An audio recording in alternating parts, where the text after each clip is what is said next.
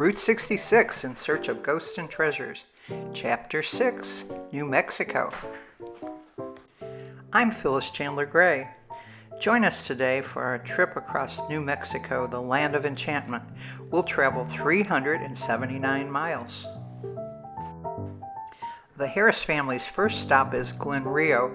It's on the border between Texas and New Mexico, a ghost town. Here's a picture of Grandma and her 1957 trip with her brother at the state line. The Harrises will enjoy the glow of neon in Tucumcari, where many vintage signs are lit. New Mexico. The landscape of New Mexico was marked by tall, distant mesas. Dad said they were part of the Cap Rock, a formation that extended from Texas. A sign said we were in the land of enchantment. Lottie spied a mesa with a large T on the side. Dad said that the high school seniors paint the mesa rocks each year to welcome visitors to Tucumcari. The sun was setting as we pulled into our motel, a golden treasure called the Blue Swallow Motel. Mrs. Lillian Redmond had run it for years, and Grandma had a signed postcard from her stay in 1957. The neon lights lit the darkening sky. Rose loved the flashing swallow who appeared to be flying. Mom and Dad admired the wonderful restoration, and our 1930s room made them feel they had stepped back in time. We could see the striking neon sign over the TP Curios shop, and our parents promised to take us there after breakfast. Grandma had been there in 1957 and bought a green turquoise ring. Mom and Rose wanted turquoise, and Dad, Lottie, and I wanted t-shirts, hats, and Route 66 decals. To the west, we sighted Clyde the Camel on the Motel Safari sign. Mom said we would be staying at the 1959 treasure on our return trip. We wondered what a camel had to do with the west. We would find out in Arizona. We arrived at Santa Rosa hungry. The face of a fat man was on the sign for Joseph's Restaurant. Grandma's postcard from the 1950s showed the same face on a Club Cafe sign. The Club Cafe was a ghost, with the face found a home with a new restaurant family. Grandma had written, "You can trust the fat man for good food." A big ghost, the Rio Pecos Ranch truck terminal sign, was hard to miss. Dad pulled off the road and opened the trunk. Mom unpacked a small bag and handed each of us our swimwear, gear, and towels. "You'll be needing these at the Big Blue Hole." We walked to this amazing swimming hole, a natural well that was 80 feet deep and about that wide. The indigo water was as clear as glass. Dad said it was an artesian well. We had never experienced a swim like this. Back on the road, we headed north to visit Santa Fe, the capital of New Mexico. Lottie and I asked Dad why we weren't continuing west. Dad explained that initially Route 66 was routed through the capital to the north, and it was later realigned to cut off 80 miles. Our trusty Chevy climbed effortlessly into the mountains, the foothills of the Rockies. Santa Fe seemed like another world, and Mom called it an artist's mecca. We walked the narrow streets lined with galleries and open markets.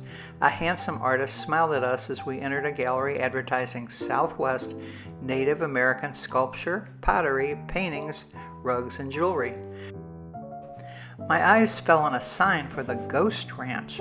Mom explained that this retreat had been home to artist Georgia O'Keeffe from 1929 to 1949, and she had painted her landscapes from there. The ranch was now a conference center, which offered us a guided tour of the vistas which Georgia O'Keeffe had painted. Dad said he felt her ghost was walking with us. Sometimes we didn't know when Dad was joking until he winked at us. He winked. We drove into Albuquerque on the old Route 66 known as Central Avenue. We had descended from the mountains into the Rio Grande Valley and could see the silhouette of the Sandia Mountains to the east. It was very early evening, and Central Avenue was alive with neon lights. Rose asked us to raise our hands if we loved those lights, and all hands went up. The Chemo Theater was a fancy place. Mom said it was a movie house with a restaurant and radio station when it was built in 1927. Mom called the style Pueblo Deco. We found out that the Chemo had movies, live theater, and musical events. Grandma's treasure box revealed that she had gone to the movie there to see Old Yeller. What a golden treasure. What a yellow lab. "We just have to see the Alvedo Motel," Mom persuaded. "The postcard in the treasure box is striking." We found fences in construction. The Alvedo was being transformed into a boutique motel with shops around it. This ghost was a rescue in progress.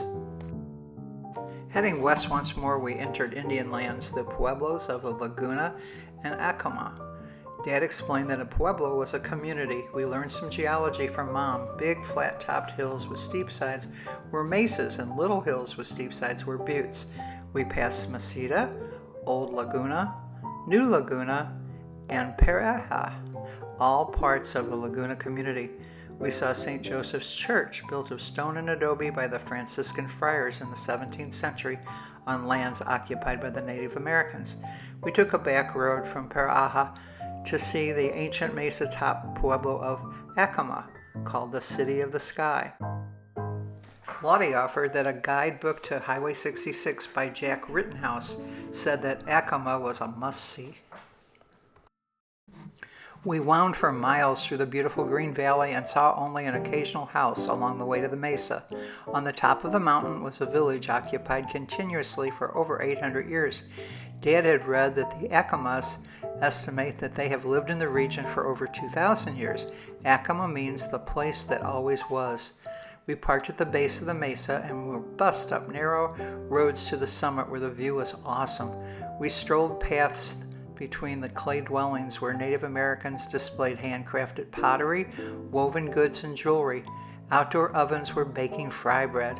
We walked through the mission church. We learned that most of the tribal members live off the mesa since space is restricted. Back in our car again, we rejoined the old highway on our way to Gallup.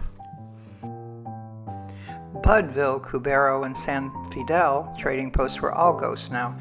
We passed black outcroppings of lava through the Badlands of New Mexico. We crossed the Continental Divide, where water to the west flows to the Pacific and water to the east flows to the Atlantic. Grandma had sketched the Uranium Cafe sign in Grants. This town boomed in 1950 with the discovery of this rare radioactive metal. We found that the mining had stopped and the sign had vanished like a ghost. Gallup was aglow with neon such as the blue spruce sign. We stayed at Gallup's Hotel El Rancho.